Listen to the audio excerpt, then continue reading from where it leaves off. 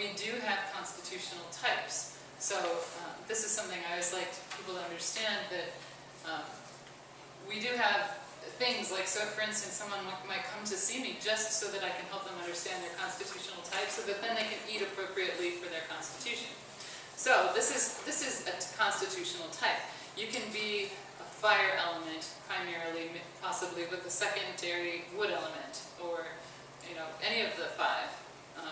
It's very rare that anyone is just a perfect balance between all five. Most all of us have one or two dominant elements.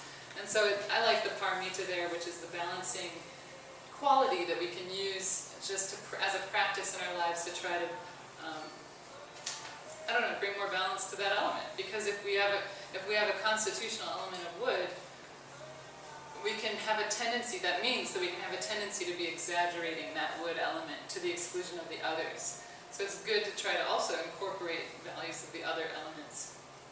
And for all of us, like for instance in spring, for all of us, the wood element will have a tendency to become a little bit more out of balance. Whereas in the peak of summer, when it's really hot, it's the heart and the fire element that can become a little more out of balance.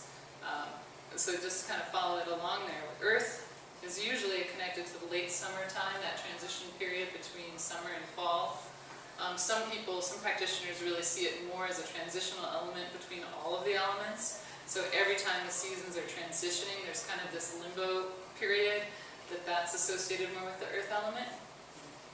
And then metal is more connected to the autumn time, when we're starting the lung is activated more in the autumn time, and that's more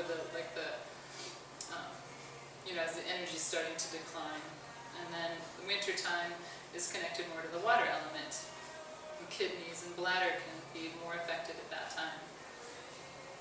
So this is a really fascinating topic, and sometimes I'll teach classes just on the five elements, because it's a lot of fun to really look at them more. They can just really kind of keep going, just like yin and yang. If you're talking about all phenomena, you're just like, it's an inexhaustible list. I mean, it just can keep going. With the elements, it's really a lot of fun to kind of explore, both on a physiological sense and a psychological sense. Physiologically, what tends to be out of balance for me? Just what do I notice? Or what, the symptoms that often I do work with, over and over and over again. That's a window into, which element am I, and how can I just make some choices in my life to bring more balance, But then also psychologically it's interesting. Sometimes we can be, even though physically we might have more lung issues, maybe we're more metal imbalanced, in terms of our psychology and how we operate in the world, like our character and our personality can be a different element altogether. So it's kind of fun, and we'll see. I mean, I'm not sure if there'll be interest, but maybe I'll teach a class on that sometime. But, are there any questions about this?